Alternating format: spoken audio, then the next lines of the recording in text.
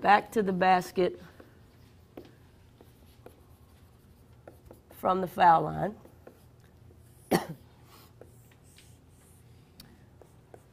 And it would be real nice if basketball was so nice and neat that every time you caught the ball, you could use your perfect footwork and get yourself in that perfect triple threat position and make your move from there. But real basketball isn't quite as neat as that. Sometimes it's a little bit messier.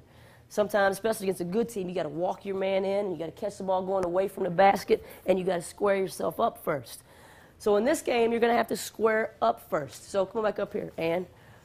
In this game, the offense is going to start with their heels on the free throw line. So I'm facing away from my basket. My hoop's right there. The defense is going to start with a forearm in the offense's back.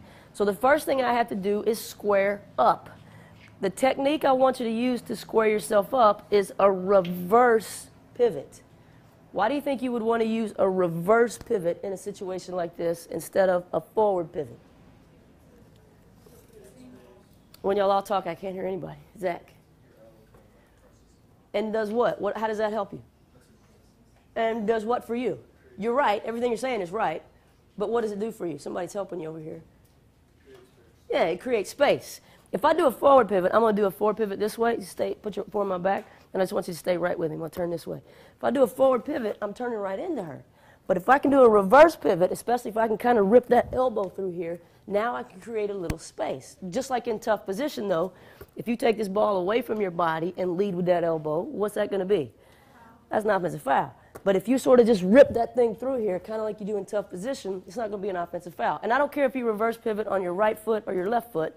I just care that it's a reverse pivot, not a forward pivot.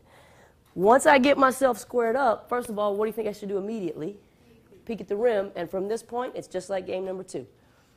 I got 3 seconds to score. I must go off 2 feet, 1 dribble max. Thanks, Ann. Once you get yourself squared up, that's when the 3 seconds starts. And you get 3 seconds to score, must go off 2 feet, 1 dribble max.